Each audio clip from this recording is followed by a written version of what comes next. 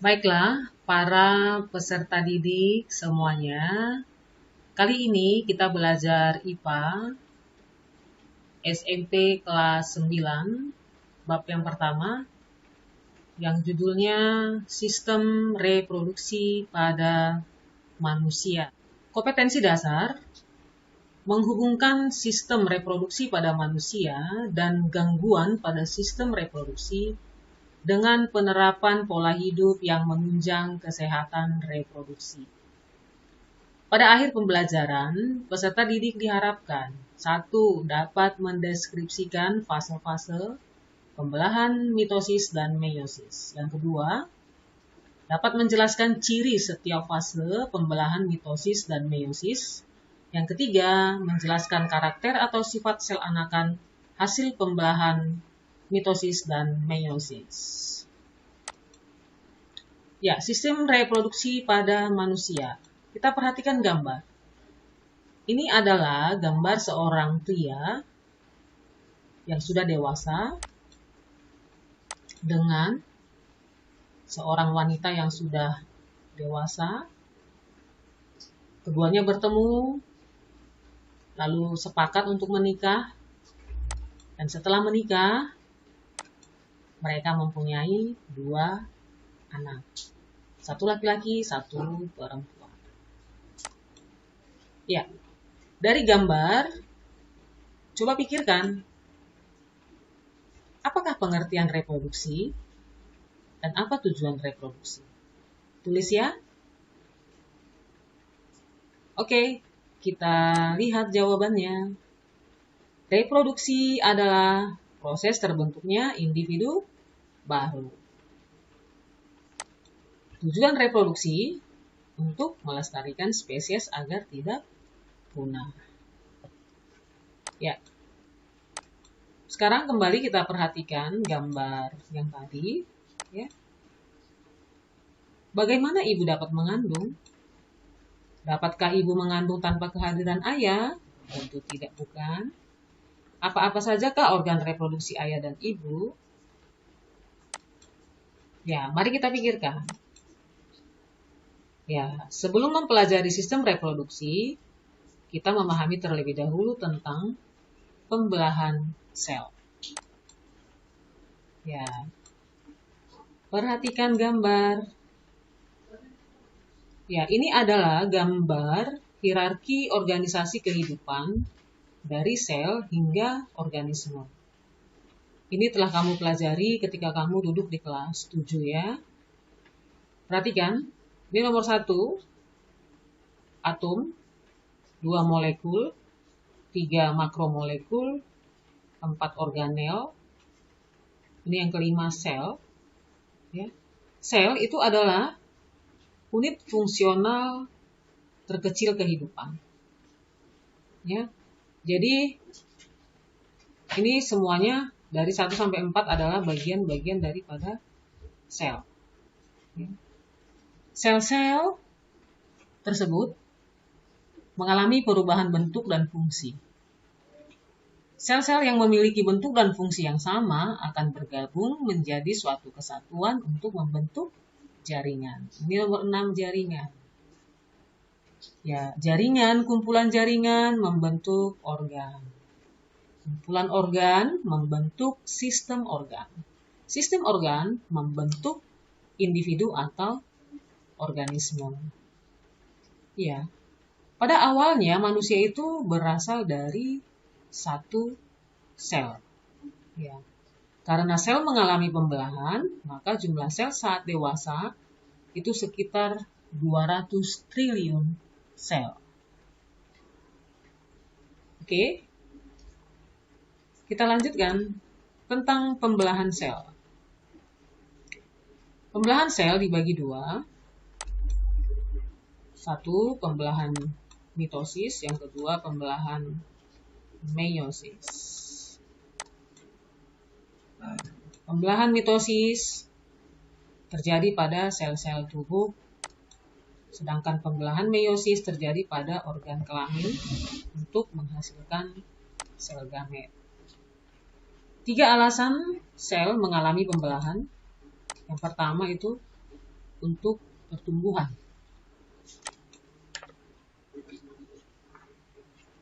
Sel mengalami pertumbuhan. Ini adalah merupakan ciri dari makhluk hidup. Makhluk hidup dapat tumbuh karena sel-selnya mengalami pertumbuhan. Dan sel-selnya bertambah banyak. Semakin banyak sel dalam suatu makhluk hidup, maka semakin besar ukuran makhluk hidup itu. Selanjutnya, yang kedua untuk perbaikan. Pernahkah kamu mengalami luka? Luka mengakibatkan kerusakan jaringan. Perbaikan jaringan yang rusak itu adalah hasil dari pembelahan sel. Ya, sehingga lukanya tertutup. Yang ketiga, reproduksi.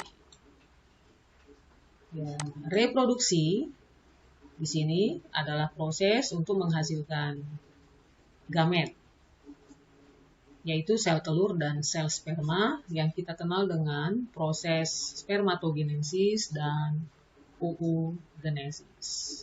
Oke, kita akan pelajari ini satu persatu pembelahan mitosis dan pembelahan meiosis. Kita perhatikan fase-fase pembelahan mitosis dan ciri setiap fase. Ini pembelahan mitosis merupakan proses yang berkesinambungan yang terdiri atas 4 fase pembelahan. Ini pertama profase, 2 metafase, 3 anafase, yang keempat telofase. Ingat kata promat. Profase, M, metafase, A, anafase, T, telofase. Kita akan lihat ciri dari setiap fase. Ini sel induk. Kamu perhatikan pada profase, ini membran inti mulai rusak. Dia menjadi bagian-bagian kecil atau fragmen. Ini kromosom yang di tengah. Kromosom terdiri atas 2 kromatid sesaudara. Kromatid sesaudara itu adalah hasil penggandaan dari satu kromosom.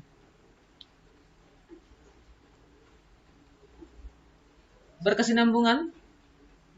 Tahap kedua, metafase. Kamu lihat cirinya. Ini kromosom berjejer pada bidang pembelahan. Yang berikutnya anafase. Kamu lihat kromatid sesaudara memisah menuju kutub yang berlawanan. Itu cirinya ya. Yang berikutnya telofase. Pada tahap ini sudah terbentuk cincin pembelahan. Ya. Sehingga dihasilkan 2 sel anakan. Yang karakter identik sama dengan induknya. Jumlah kromosom anakan itu 2N atau diploid. Artinya sel-sel yang kromosomnya itu berpasangan atau 2N. Ya. Kita bandingkan dengan meiosis. Ini fase-fase pembelahan meiosis. Ya, berlangsung 2 tingkat. Meiosis 1 dan meiosis 2. Ya. Ini sel induk. Sel induk yang diploid atau 2N menghasilkan 4 sel anakan yang haploid. Haploid itu artinya jumlah kromosom selnya adalah N. Sehingga pembelahan ini disebut dengan pembelahan reduksi. Ya, sama seperti mitosis tadi. Ini tahap 1. Profase 1. Ini kromatid sesaudara. Ini gelendong. Ini metafase 1, cirinya lihat, kromosom berjejer pada bidang pembelahan.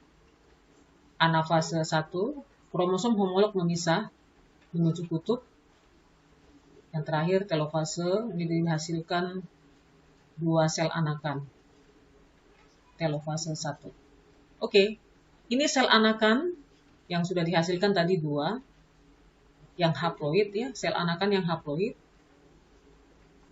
Menjadi, kita lihat tahap metafase 2. Kromosom berjejer pada bidang pembelahan. Selanjutnya, tahap anafase 2. Kromatid sesaudara itu memisah menuju kutub. Dan yang terakhir, telofase 2. Dihasilkan 4 sel anakan yang haploid atau N. Ya, sekarang kamu sudah dapat membedakan antara pembelahan sel secara mitosis dan meiosis. Oke, kamu tulis kesimpulannya. Ya. Kesimpulan pembelahan sel secara mitosis dan meiosis. Perbedaannya, yang pertama, mitosis itu menghasilkan 2 sel anakan, sedangkan meiosis menghasilkan 4 sel anakan. Mitosis itu terjadi pada sel-sel tubuh, sedangkan meiosis terjadi pada sel kelamin.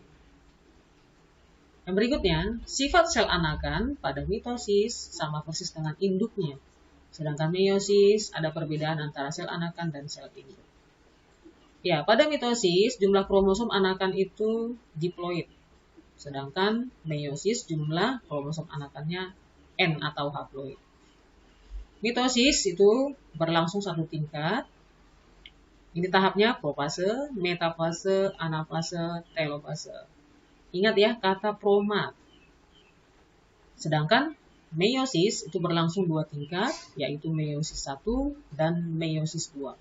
Untuk meiosis 1 ada profase 1, metafase 1, anafase 1, telofase 1. Sedangkan untuk meiosis 2 ada profase 2, metafase 2, anafase 2, dan telofase yang kedua. Ya, itu kesimpulannya. Kita lihat contoh soal. Ya. Contoh soal 1. Ya, tulis ya dan tentukan jawabanmu. Pembelahan meiosis pada manusia terjadi pada proses pembentukan A. somatis, B. gamet, C. zigot, D. sel tubuh. Jawabanmu tentukan. Kita periksa jawabanmu. A. somatis. Salah. B. C. zigot. Salah. D. sel tubuh. Salah. Ya. Kita lanjut. Contoh soal yang kedua. Gambar di bawah ini menunjukkan fase. Perhatikan gambarnya. A. profase, B. anafase, C. metafase, D. telofase. Cek jawabanmu ya. Profase. Salah. Anafase. Salah. C. metafase. Ya, ini di tengah ya. Berjejer di bidang pembelahan. Telofase. Salah. Oke, kita lanjut soal nomor 3. Pada pembelahan sel mitosis, pemisahan kromatid dari sentromer terjadi pada A. profase, B.